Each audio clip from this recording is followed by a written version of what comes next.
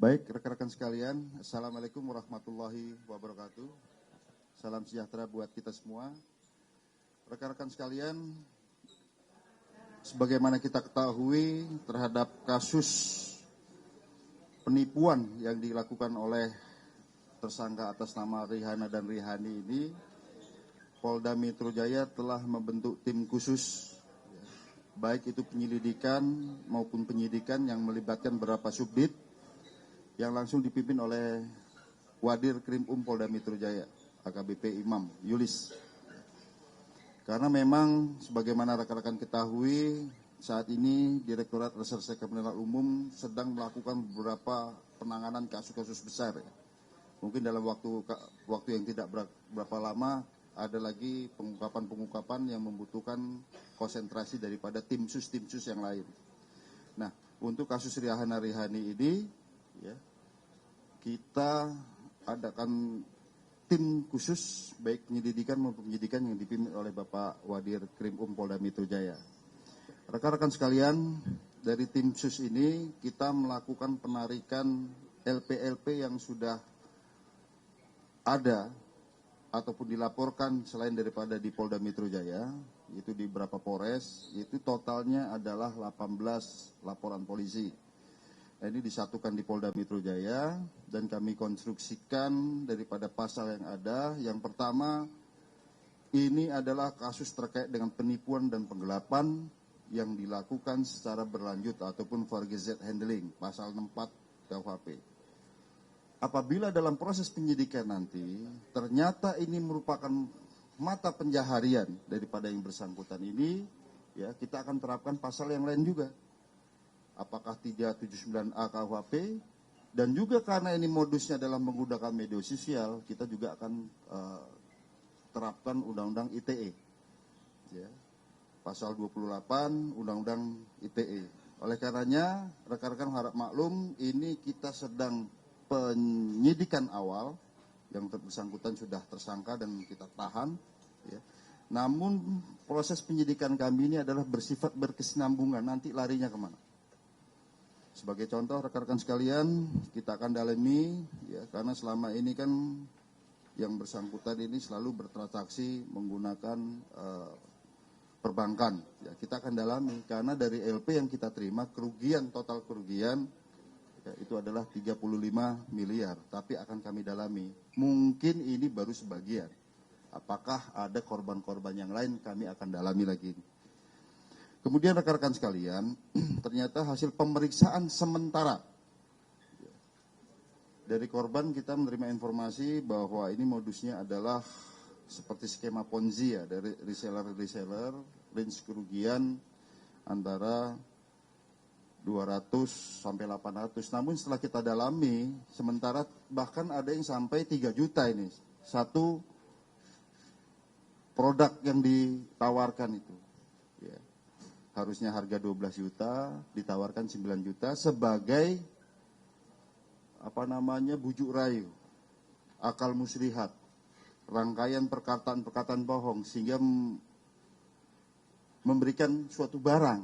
Nah, kemudian rekan-rekan sekalian, oleh karenanya dari penyelidikan kami terhadap keberadaan tersangka ini, ya, kami mendapatkan info dini hari tadi pagi. Tadi pagi kami mendapatkan info bahwa yang bersangkutan ada di suatu tempat, dini hari. Kemudian kami mendapatkan informasi juga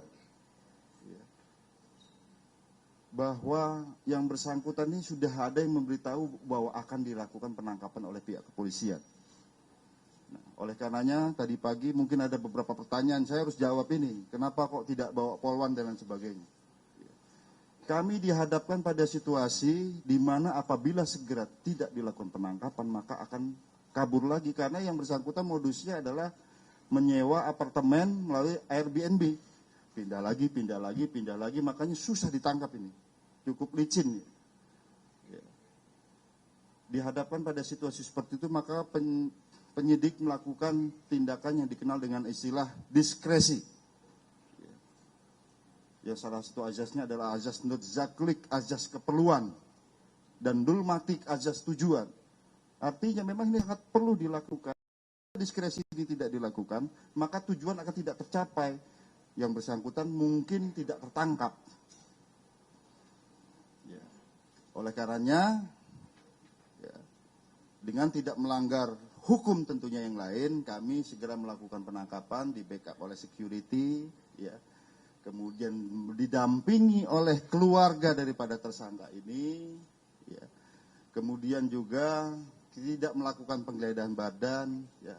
Kita masukkan ke dalam mobil pada posisi yang terpisah, makanya tidak kami borgol pada saat membawa kemari. Bukan suatu keistimewaan, bukan.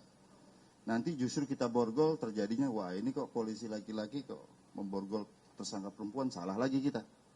Ini harus dipahami oleh rekan-rekan sekalian. Jadi diskresi dengan azas keperluan, ya, nutzaklik, dan azas tujuan dulmatik di sini, ya, kalau tidak dilakukan segera penangkapan akan kabur lagi. Kita sudah kejar ini kurang lebih sebulan untuk mencari tersangka dua orang ini.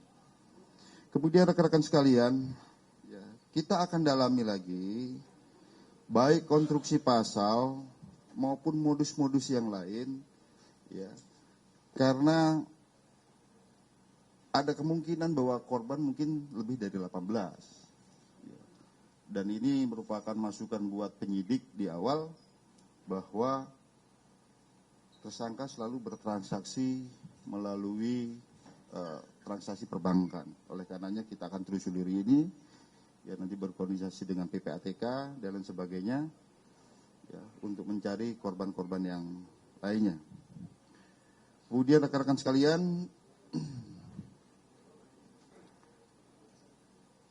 untuk konstruksi pasalnya sebagaimana yang kita jelaskan tadi, ini yang pertama adalah pasal 378 dan atau pasal 372 KUHP, itu tipu gelap, nanti akan kita juntukan dengan pasal 64 KUHP karena ini memang perbuatan berlanjut, ya. Jadi hukumannya ditambah sepertiga lagi nih, forgeted handle ini. Jadi perbuatan berlanjut atau hasil pemeriksaan kita nanti apakah ini merupakan suatu kebiasaan mata pencarian yang bersangkutan dengan cara melakukan pembelian barang dengan tidak membayar dan lain sebagainya, itu ada konstruksinya lagi. Dan juga kita kenakan pasal ITE karena pada saat melakukan penawaran itu melalui media sosial dengan ancaman 6 tahun penjara, ya. Kita akan lihat nanti, sekali lagi nih sifatnya berkesinambungan, akan berkembang dari hasil penyidikan kami nanti. Ini secara garis besar yang perlu kami sampaikan, ya. Jadi alhamdulillah tadi pagi dini hari kita bisa melakukan penangkapan di apartemen M Town, ya, di Tangerang, ya. Mudah-mudahan kita bisa ungkap secara garis besar, ya,